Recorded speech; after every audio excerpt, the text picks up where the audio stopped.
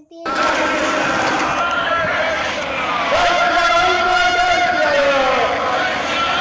सीतामढ़ी भारत के बिहार राज्य के तिरहुत प्रमंडल के सीतामढ़ी जिले के अंतर्गत एक नगर है जो इस जिले का मुख्यालय भी है।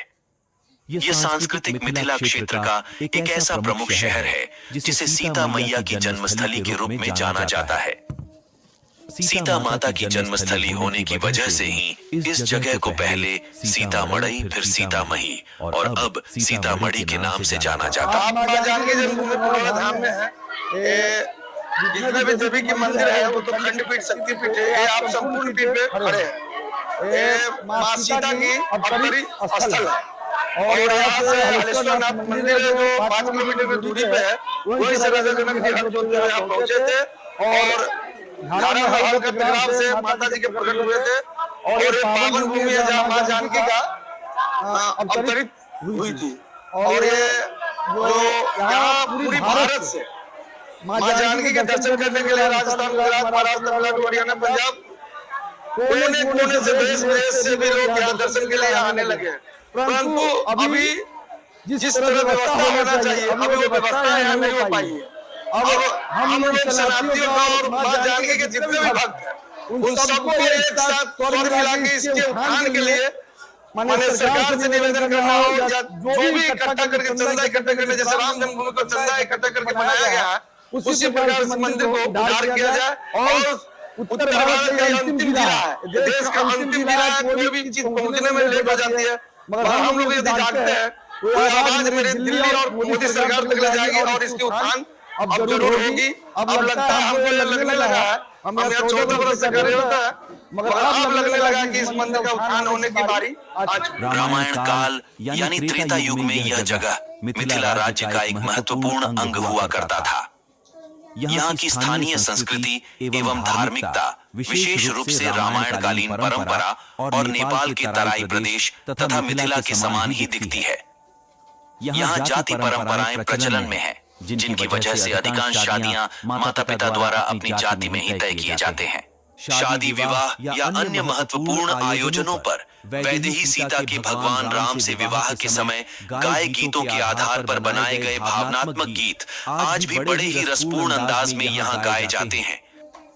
सिया सुकुमारी मिथिला के दुलारी पाहुन हमर रघुबर भंडारी पाहुन हमर रघुबर धनुधारी जानकी जी सरसता बने वही जानकी जी सरसता बने वही बहन कही कही का सब दिन बजे वही।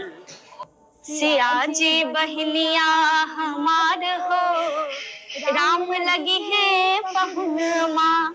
सिया जी बहनिया हमार हो राम लगी है पहुन माँ।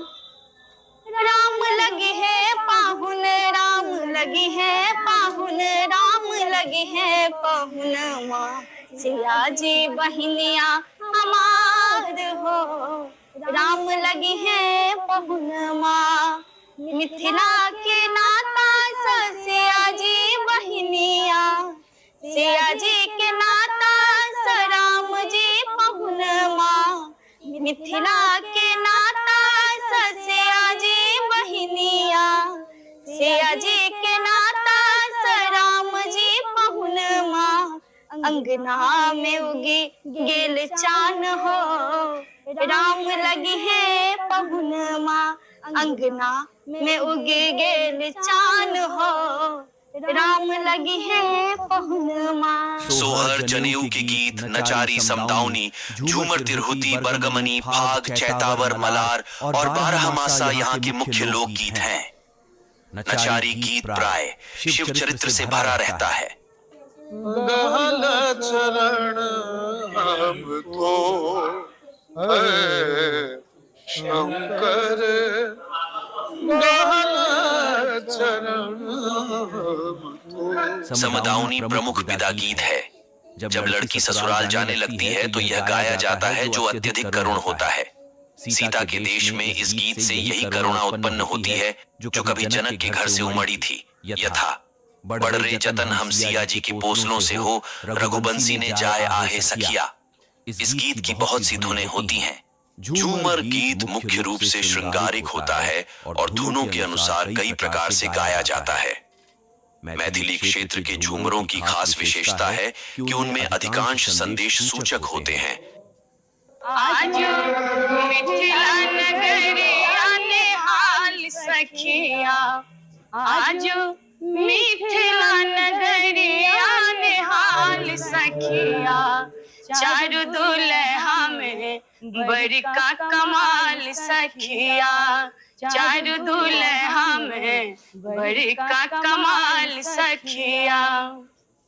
माथ मणि मोरी या कुंडल सोहे कनमा, माथ मणि मोरी या कुंडल सोहे कनमा, कारी कारी कजरारी जुलमी नयनमा, लाल लाल चंदन सोहे भाल सखिया, ए जी लाल लाल चंदन सोहे भाल सखिया, चारू दुल्हा में बड़का कमाल सखिया, चारू दुल्हा में बड़का कमाल सखिया। त्रेतायुगीन आख्यानों में वर्णित यह जगह सनातनी तीर्थ स्थल और बिहार के प्रमुख पर्यटन स्थलों में से एक है। 1908 ईस्वी में यह मुजफ्फरपुर जिला का एक हिस्सा बना, जबकि स्वतंत्रता के पश्चात 1972 में यह जगह मुजफ्फरपुर से अलग होकर सीतामढ़ी नाम से ही एक स्वतंत्र जिला भी बना। इस तरह से यह जगह मौजूदा समय में तिरहुत कमिश्नरी के अंतर्गत बिहार राज्य का एक जिला मुख्यालय भी है। पौराणिक आख्यानों में यह जगह त्रेतायुगीन एक शहर के रूप में वर्णित है। मान्यता है कि त्रेता युग में राजा जनक की पुत्री तथा भगवान राम की धर्मपत्नी देवी सीता का जन्म यहीं के एक जगह पर हुआ था, जिसे पुनौरा धाम के नाम से जाना जाता है। ये वही स्थान है जहाँ माता सीता प्रकट हुई थी, जिसके बदौलत श्री राम मर्यादा पुरुषोत्तम, उनका तप और त्याग पूरे विश्व में अकल्पनीय है। और बिहार की हर एक माता, हर एक बहन सीता की प्रतिमूर्ति है और हमारे लिए सीता जगत जननी और ऐसी धरती पूरे भारतवर्ष में कहीं नहीं है। ये हमारे लिए पूज्य है, पूरे भारतवासियों के लिए पूज्य है। पौराणिक मान्यता अनुसार मिथिला राज में एक बार दुर्भिक्ष की स्थिति उत्पन्न हो गई, जिसकी वजह से पुरोहित और पंडितों ने मिथिला के राजा जनक को अपने क्षेत्र की सीमा में हल चलाने की सलाह दी। जिसके बाद मिथिला के राजा जनक ने पुनौरा नामक स्थान पर जब हल जोता तो उसी समय यहाँ की धरती से माता सीता का अवतरण हुआ। तो राम जी दो सीता जी हैं, लक्ष्मण जी, उर्मिला जी, भरत जी, मांडवी जी, जिनसे शालिग्राम हनुमान जी हैं। ये राजा जनक जी का जिस समय राज्य था उस समय मिथिला राज्य से जाना जाता था। जैसे राजा दशरथ जी के राज्य जो है अयोध्या राज्य से जाना जाता था। लंकापति रावण का राज्य जो है लंका राज्य से जाने जाते थे। माली के राज किष्किंधा राज से जाने थे। ऐसे ऐसे राज बटा हुआ था उस समय। ये मिथिला राज के राजा जनक जी राजा थे। शिव जी के 4 प्रमुख शिष्य थे। शिष्य तो सारी दुनिया है, 4 प्रमुख थे। राजा जनक जी महाराज, परशुराम जी, मानासुर, लंकापति रावण। एक बार शिव जी की सभा लगी जिसमें 4 शिष्य को आमंत्रित किए, जिसमें 2 शिष्य उपस्थित हुए, राजा जनक जी, लंकापति रावण। शिव जी ने एक ऐसे प्रसंग छोड़ दिए जो दोनों शिष्य आपस में उलझ गए। शास्त्रार्थ होने लगा दोनों शिष्य में, जिसमें जीत में राजा जनक जी जीत हासिल किए, राजा रावण पराजित हो गए। राजा रावण सोचे कि शिव जी की पूजा में हम अपना 10 सिर काट कर चढ़ाते हैं, फिर भी हम पराजित हो गए। राजा जनक जी जीत हासिल किए। उनके मन में ईर्ष्या का भावना हो गया कि हम भी राजा जनक जी को किसी तरह पराजित करेंगे। वो अपने घर या राज्य लंका वापस गए। राजा जनक जी जो है अपने मिथिला राज्य। इसके बाद जो है हर राजा अपने अपने राज्य में कर के रूप में कुछ न कुछ लेते हैं। राजा रावण जो है अन्याय ढंग से लेते थे कर के रूप में। जो लोग उनके लंका में वास करते थे, असहाय लोग हैं, जंगल में भजन करने वाले हैं, उन लोगों से वो रक्त लिया करते थे। जिसके पास कुछ नहीं देने के लिए है वो रक्त लेते। रक्त लेते लेते जब घड़ा में भर गया तो तहसीलदार जो है रावण के पास जमा किया कि सरकार घड़ा भर गया, दूसरी घड़ा दीजिए। रावण ने देख कर धरा को बड़ा खुश हुआ। तहसीलदार ने जो है बताया कि सरकार ये खुश होने की बात नहीं है, बड़ी दुखद समाचार है। क्या दुखद समाचार है? ये श्रापित धरा है। जिन लोगों से हमने रक्त लिए हैं शरीर से, वो सारे लोग आंसू गिराकर बोले हैं कि राजा रावण इसी से विनाश हो जाएगा। राजा रावण खुद ही विद्वान थे, पंडितों में महान माने जाते थे, बलशाली में भी थे, क्योंकि उनके मारने के लिए, उनके भवसागर पार करने के लिए श्री राम जी को अवतारित होना पड़ा। तो उन्होंने सोचे कि साधु संतों की वाणी खाली नहीं जाएगी, हमें अवश्य भुगतना पड़ेगा। उन्होंने सोचे कि अच्छा मौका आ गया है, राजा जनक के राज में अगर इसको करवा दिया जाए वो नाश हो जाएंगे, हम बच जाएंगे। ये सोचकर उन्होंने जगह का चुनाव किया कि कहाँ पर मिथिला राज में करवाया जाए। उसमें ये जगह जहाँ पर हम लोग जानकी जन्म भूमि पुनौरा धाम पर खड़े हैं, ये उस समय पुण्यारण्य वन जंगल था। पुण्य यानी पुण्य होता है, अरण्य से जंगल वन होता है। पुण्य का जंगल मिथिला राज के माना जाता था। इसकी चौहद्दी है विष्णु पुराण में। उत्तर में हिमालय, दक्षिण में गंगा, पूरब में कोसी नदी, पश्चिम में नारायणी गंडकी नदी। 64 कोस चौड़ा, 96 कोस लंबा। इसमें पुण्यारण्य वन जंगल का जब मन में आया कि वहाँ पर जो है पुण्य का जंगल माना जाता है, तो राजा रावण ने सोचे कि वहाँ पर अगर इस घड़ा को गिरवा देते हैं, वहाँ का पुण्य का छीन होगा, नाश होगा। नाश का समय जनक जी का जल्दी आ जाएगा, हम देख लेंगे। ये सोचकर उन्होंने पीछे जाइएगा जहाँ सीता कुंड को कहते हैं, जन्मभूमि का जगह वही माना गया है, वहाँ पर उस घड़ा को गिरवा दिया। गिरवा देने के बाद मिथिला राज में बारिश होना बंद हो गया। लोग रास्ता देखने लगे, अब बारिश होगी, अब बारिश होगी। देखते देखते 12 वर्ष समय बीत गया। सारे जनता मिथिला की मरकर राजा जनक जी के दरबार पहुंचे और कहे कि सरकार इसे कोई रास्ता निकाले, हमारे मिथिला में बारिश क्यों नहीं हो रहा है। राजा जनक जी ने बड़े बड़े ज्योतिष विद्याओं वाले पंडितों को बुलाए और कहे कि हमारे मिथिला में बारिश क्यों नहीं हो रहा है, इसके लिए आप लोग अपने ज्योतिष विद्याओं के द्वारा बताइए कि क्यों नहीं हो रहा है। इसमें आया कि राजा जनक जी अगर अपने हाथों से हल चलावेंगे तो स्वयं वर्षा हो सकती है, संभावना है वर्षा होने का। राजा जनक जी ने कहा कि मेरा राज इतना लंबा, इतना चौड़ा है, जो चौहद्दी में हम आपको बताए हैं, सिद्ध करके जगह बताइए कि कहाँ पर हम हल चलावे। उसमें आया कि पुण्यारण्य वन जंगल में।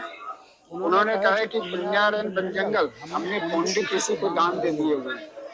आज भी हम लोग एकादशी करते हैं या कोई व्रत करते हैं परिवार में, या चंद्र ग्रहण लगता है, सूर्य ग्रहण लगता है, तो कुछ द्रव्य पैसा अन्न छू करके ब्राह्मण को दान के रूप में देते हैं। राजा जनक जी के समय एक बार जो है चंद्र ग्रहण लगा हुआ था। उनके अवसर पर जो है ये पुण्यारण्य वन जंगल में पंडित ऋषि नाम के जो है भजन करते थे।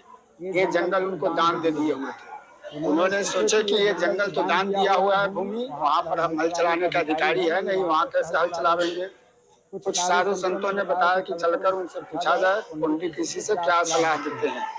पंडित ऋषि कुछ साधु संतों के साथ यहाँ आए और पंडित ऋषि से मिले जनक जी महाराज और कहे कि यहाँ बारिश का जो है अकाल पड़ा हुआ है, बारिश नहीं हो रहा है, इसलिए हमें हल चलाना है, ये भूमि आपको दान दी है, इस पर आपका क्या सलाह है। पंडित ऋषि ने बताया कि सरकार राजा जनक जी को प्रजा के भलाई के लिए आपको जो भी करना हो आप स्वतंत्र है, हल चला सकते हैं। राजा जनक जी वापस गए जनकपुर। विष्णु पुराण के अनुसार हल चलाने की तैयारी करके जब उन्होंने चले तो उनके साथ 88,000 ऋषि मुनि हल चलाने के लिए साथ साथ चले। एक बाजार में मंदिर है सीतामढ़ी में, जिसका नाम जानकी स्थान से प्रसिद्ध है। वहाँ पर उन्होंने 88,000 लोगों को विश्राम करने का जगह बनाया, रात्रि विश्राम कैंप गिराया। खास उसके घर को मिथिला में हम लोग मड़ई बोलते हैं, जैसे दिल्ली में लोग छोटे छोटे घर को झुग्गी झोपड़ी कहते हैं। वहाँ बनाए और यहाँ से लगभग 5 किलोमीटर पर उत्तर दिशा में एक हलेश्वर स्थान है, जहाँ पर उन्होंने जाकर हलेष्टि यज्ञ किए। हल चलाने से पहले हलेष्टि यज्ञ करके और महादेव जी की शिवलिंग स्थापना की और वहीं से हल चलाना शुरू किया। हल चलाते हुए जब यहाँ आए कुंड के पास, तो रावण के द्वारा जो मटका घड़ा उगाड़ा गया था वो जो है हल से टकराने पर फूटा। उसमें से अष्ट सखी 8 लड़की के रूप में जो है पैदा ली। ये देखकर राजा जनक जी ने ये स्तुति किए हुए हैं, भाई प्रगट कुमारी भूरी जनहितकारी भयहारी। ये स्तुति करने पर उसमें से 7 विलुप्त हो गई, धरती में दब गई और मध्य भाग की बालिका जो है बच्ची रूप में रोने लगी। राजा जनक जी उसे गोद उठा लिए। उस समय से वर्षा शुरू हो गया, देवता लोग फूलों का वर्षा करने लगे। उनके मन में ये सोचा कि ये भूमि दान दिया हुआ है, यहाँ जो कुछ मिला जिसको दान दिए हुए पंडित ऋषि को, ये उनका हुआ। इसलिए राजा जनक जी ने 8 लड़की के रूप में जो है पैदा ली। ये देखकर राजा जनक जी ने ये स्तुति किए हुए हैं, भाई प्रगट कुमारी भूरी जनहितकारी भयहारी। ये स्तुति करने पर उसमें से 7 विलुप्त हो गई, धरती में दब गई और मध्य भाग की बालिका जो है बच्ची रूप में रोने लगी। राजा जनक जी उसे गोद उठा लिए। उसमें से ये बच्ची को पंडित ऋषि के गोद में डाल दिए। डाल देने के बाद बारिश और तेज हो गया। पंडित ऋषि बोले कि इसका पालन पोषण हम कर नहीं पाएंगे, कर भी लेंगे तो भविष्य में कलंकित हो जाएंगे। आप राजा है, आपका काम है सहाय को मदद करना, इसको आप पुत्री के रूप में स्वीकार करिए। उनको जो है गोद में राजा जनक जी को डाल दिए और यहाँ नाम रख दिए जनक पुत्री जानकी। उस समय से जो है बारिश और तेज हो गया। बारिश से बचने के लिए चले गए बाजार में, जो जानकी स्थान मंदिर है जहाँ पर ड्रम गिराए हुए थे, पड़ाव डाले थे, उसमें 6 दिन तक वर्षा होते रह गया। बच्चा बच्ची का जब जन्म होता है तो 6 दिन पर छठी मनाया जाता है और नामाकरण भी उसी रोज होता है। नामाकरण में वहाँ छठी मनाए, वहाँ का नाम जो है नारद जी रखे हुए हैं। सीता सीता कहिएगा क्यों रखे हुए हैं? हल जो हम लोग चलाते हैं उसमें लोहे का फाल होता है जो मिट्टी कोड़ता है, उसे सीत बोलते हैं। और मिट्टी जो कोड़ते हैं उसे सिराउर कहते हैं, गड्ढा कहते हैं, क्षेत्रीय भाषा अलग अलग है। दोनों को मिलाने से सीता बनता है, इसीलिए नाम उनका वहाँ सीता पड़ा। और घास फूस के घर जो था इसलिए जगह का नाम पड़ गया सीतामढ़ी, जिसको हम लोग सीतामढ़ी बोलते हैं। और ये पुण्यारण्य से पुनौरा के नाम से बदल गया, पुनौरा हम लोग कहते हैं। इसके बाद यह राजा जनक जी ले गए अपने जनकपुर राजमहल, वहाँ उनका पालन पोषण हुआ, शादी स्वयंवर धनुष टूटने का कार्यक्रम, सब जो है जनकपुर हुआ। यही यहाँ का जो है कहानी। मान्यता है कि राजा जनक ने देवी सीता की जन्मस्थली पर उनके विवाह के पश्चात भगवान राम और माता सीता यानी जानकी की प्रतिमा लगवाई। लेकिन कालांतर में माता सीता के प्रकाट्य स्थली पर नियमित पूजन की परंपरा तब फिर से आरंभ हुई, जब लगभग 500 वर्ष पूर्व अयोध्या के एक संत बीरबल दास जी ने ईश्वरीय प्रेरणा पाकर उन प्रतिमाओं को पुनः खोज निकाले।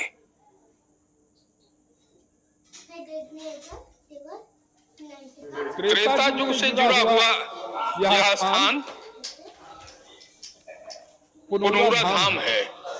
सीतामढ़ी जिला का यह वह स्थान है जहाँ त्रेता युग में अकाल के निवारण के लिए पंडितों के परामर्श पर विवेकजनक हल चलाना शुरू किए थे। यहाँ से 7 किलोमीटर उत्तर है हलेश्वर स्थान। वहाँ हलेष्टि जग करने के उपरांत महादेव की स्थापना किए और हल चलाना प्रारंभ किए। ठीक इसी दिशा में जब मंदिर के पीछे एक आपको कुंड दिखेगा, उस कुंड में पहुंचते हैं राजा जनक, तो उनके हल का फाल एक गाड़ा से टकराता है और उससे एक बालिका निकलती है। और बालिका के बाहर आते ही ये मूसलाधार वर्षा प्रारंभ हो जाती है। राजा जनक का कैंप यहाँ से 2 किलोमीटर पूर्व जानकी स्थान था। उस जमाने में मड़ई को लोग एयर कंडीशन मानते थे, तो यहाँ से वर्षा से बचने के लिए राजा जनक उस जानकी स्थान के मड़ई में पहुंचे और उन्होंने पता किया कि यह जमीन जो पुंडरीक ऋषि को दान में मिला हुआ है, इस जमीन से ये एक कन्या प्रकट हुई है। उन्होंने बुलाया पुंडरीक ऋषि को और कहा कि महाराज ये मिथिला की ओर से आपको जमीन दी गई है। इस जमीन में हल चलाने के दौरान एक बालिका निकली है। आपकी यह जमीन है, इस बालिका को आप रखें।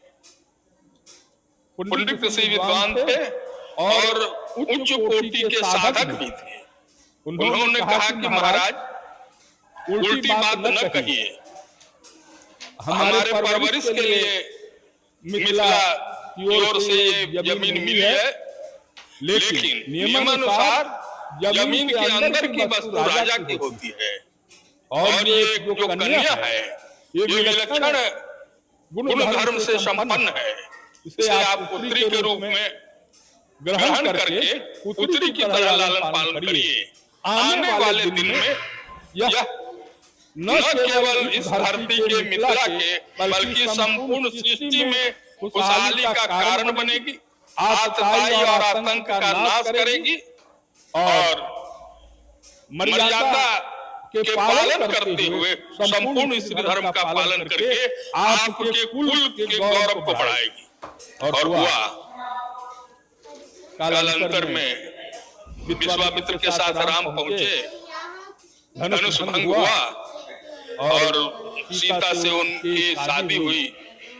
आगे का फिर तो अयोध्या में हुआ।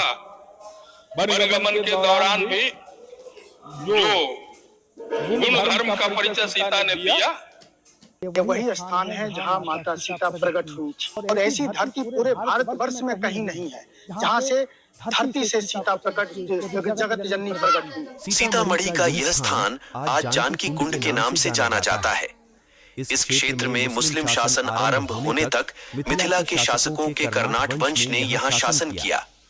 बाद में स्थानीय क्षत्रपों ने, लेकिन अंग्रेजों के आने के बाद यह पहले बंगाल और बाद में बिहार प्रांत का अंग बन गया। अंग्रेजों से स्वतंत्रता प्राप्ति के बाद 11 दिसंबर 1972 को सीतामढ़ी को एक स्वतंत्र जिला का दर्जा मिला, जिसका जिला मुख्यालय सीतामढ़ी शहर बनाया गया। बृहद विष्णु पुराण के वर्णनानुसार सम्राट जनक की हलकर्षण यज्ञ भूमि तथा उर्मिजा सीता के अवतीर्ण होने का स्थान है, जो उनके राजनगर से पश्चिम 3 योजन अर्थात 24 मील की दूरी पर स्थित थी। लक्ष्मणा वर्तमान में लखनदेई नदी के तट पर उस यज्ञ का अनुष्ठान एवं संपादन बताया जाता है। हलकर्षण यज्ञ के परिणाम स्वरूप भूमि सुता सीता धारा धाम पर अवतीर्ण हुई। साथ ही आकाश मेघाच्छन्न होकर मूसलधार वर्षा आरंभ हो गई, जिससे प्रजा का दुष्काल तो मिटा, पर नवजात शिशु सीता की उससे रक्षा की समस्या मिथिला के राजा जनक के सामने उपस्थित हो गई। उसे वहां वर्षा से बचाने के विचार से एक मढ़ी, जिसे मड़ई, कुटी या झोपड़ी भी कहते हैं, यहाँ प्रस्तुत करवाने की आवश्यकता आ पड़ी। राजज्ञा से शीघ्रता से उस स्थान पर एक मड़ई तैयार की गई और उसके अंदर सीता सायतन रखी गई। कहा जाता है कि जहां पर सीता की वर्षा से रक्षा हेतु मड़ई बनाई गई, उस स्थान का नाम पहले सीतामढ़ी, कालांतर में सीतामढ़ी और फिर सीतामढ़ी पड़ा। यहीं पास में पुनौरा ग्राम है, जहां रामायण काल में पुंडरीक आशी निवास करते थे। कुछ लोग इसे भी सीता के अवतरण भूमि मानते हैं। जो भारत में बिहार राज्य का सीतामढ़ी जिला है, यहाँ पर पुनौरा धाम से ही माता जगत जननी जानकी जगदम्बा प्रकट हुई थी। और ये प्रकट कैसे हुई थी कि इसकी तो लंबी कहानी है। जब रावण त्रिलोक विजयी हो गया, उस समय ऋषि मुनियों का खून टैक्स के रूप में लेना शुरू किया। ऋषि मुनियों ने शाप दिया कि जाओ, यही खून तुम्हारे विनाश का कारण बनेगा। तो मैया सीता प्रकट भेल रहथिन है, वो में सुने है भाई जे काल पड़ल चलिए मिथिला क्षेत्र में। तो ऋषि सब कहलखिन जे राजा और रानी मिल के यदि हर चलेता तकरे तो काल खत्म हेते, बारिश हेते। जनक जी दोनों प्राणी मिल के एते से हरेश्वर महादेव जतो छै ओते से हर चलेने शुरू केले और एक तो आबि के एकटा खरा टकरेले, जेमे मैया सीता प्रकट भेली। वह धाम से पुनौरा धाम। ये सभी बातें बृहद विष्णु पुराण के वर्णनानुसार और स्थानीय अनुश्रुतियों के आधार पर की जाती हैं। अतः लंबे अरसे के संघर्ष के बाद उत्तर प्रदेश की प्राचीन नगरी अयोध्या में राम जन्मभूमि के पास राम मंदिर के निर्माण के साथ ही बिहार राज्य के इस जगह को भी, जो भगवान राम की अर्धांगिनी देवी सीता की जन्मस्थली मानी जाती है, यहाँ के मंदिरों को भी भव्यता प्रदान करने की मांग की जाने लगी है। ऐसे में अगर इस मांग पर विचार की जाती है तो आने वाले समय में सीतामढ़ी की भव्यता और दिव्यता निश्चित रूप से बढ़ेगी या मौजूदा समय से और ज्यादा बढ़ने वाली है। बहुत ही खुशी होगी, बहुत ही हर्ष होगा कि जैसा राम मंदिर का निर्माण हुआ है, जैसा विस्तार अयोध्या का हुआ है, जो प्रसिद्धता अयोध्या को मिली है, वही प्रसिद्धता सीता मैया के जन्मभूमि को भी मिले। उनकी पत्नी है, इसलिए वैसा उनका भी हक मिला कि जैसे राम जी का मंदिर बना वैसे ही उनकी पत्नी का भी मंदिर बने, यहाँ का भी विकास हो। जैसे अयोध्या का विकास हुआ, ऐसे सीता मैया का के चलते सीतामढ़ी का विकास हो, विश्व पटल पर आए। हम लोग को अच्छा लगेगा यहाँ पे कि हम लोग देखते रहेंगे, जहाँ सीता मैया भी उसके पूरा हकदार है। जैसे राम जी का हुआ वैसे उनका भी होना चाहिए पुनौरा में। राम को रामत्व की प्राप्ति होती है सीता से मिलन के बाद। जब तक अयोध्या में रहे राजकुमार राम रहे, लेकिन जब सीता का सानिध्य प्राप्त हुआ, उन्हें रामत्व की प्राप्ति हुई। दुख का विषय यह है, लंबे संघर्ष के बाद अयोध्या में रामलला का भव्य मंदिर बन गया। सीता जन्म से लेकर, अपने अवतरण से लेकर और अपने साकेत यात्रा तक सिर्फ दुख ही सहती रही। उसके जीवन में सिर्फ दुख ही रहा। जनकपुर से विदा लेने के बाद 14 वर्ष का वनवास, वनवास के बाद लौट कर आती है सीता। फिर वनवास, वाल्मीकि के आश्रम में अपना समय काटती है और धरती की बेटी पुनः धरती में समाहित हो जाती है। दुख है कि सीता का अवतरण जिस धरती पर हुआ, वह स्थान आज भी उपेक्षित है। अयोध्या की तर्ज पर सीतामढ़ी में भी सीता का भव्य और दिव्य मंदिर बने, यह उनके भाइयों की लालसा, अभिलाषा है। पनौरा धाम में जहाँ सीता मैया का जन्म हुआ, अवतरण हुआ, वहां पर भी भव्य मंदिर बने। अयोध्या की तर्ज पर यह मंदिर बने। आश्वासन तो कई लोगों ने दिया, लेकिन अभी तक वह आकार नहीं ले रहा है। हम आपके माध्यम से यह मांग रखते हैं कि सीतामढ़ी में भी अयोध्या की तरह भव्य मंदिर बने। राम की सार्थकता, रामायण की सार्थकता इसी में है कि सीता को भी समानता का अधिकार मिले। आज भी सीता उपेक्षित है और यह मेरी पीड़ा है, दर्द है, कष्ट है। चाहेंगे यह दर्द जल्द समाप्त हो और सीतामढ़ी में मां जानकी का भव्य और दिव्य मंदिर बने। मैं रुपेश कुमार, सीता माता मंदिर निर्माण समिति का संस्थापक। माता सीता का भव्य और दिव्य मंदिर बने, इसको लेकर के मैं 4 साल से अभियान चला रहा हूँ और बिहार के संपूर्ण जिले में जा रहा हूँ। और हमारे सभाओं में इस बात को लेकर के कि माता सीता का भव्य मंदिर बने, लोगों में जबरदस्त एक उत्साह देखा जा रहा है। क्योंकि राम, भगवान श्री राम का मंदिर बना, यह स्वागत योग्य है, लेकिन बगैर माता सीता के राम भी पूर्ण नहीं है। इसलिए यह जरूरी है कि माता सीता का भव्य और दिव्य मंदिर बने। और इस मंदिर के पीछे, भव्य और दिव्य मंदिर बनने के पीछे मेरे जो उद्देश्य है, उसका मुख्य कारण ये है कि बिहार को एक पर्यटन स्थल मिल जाएगा, जिससे बिहार सरकार का राजस्व बढ़ेगा।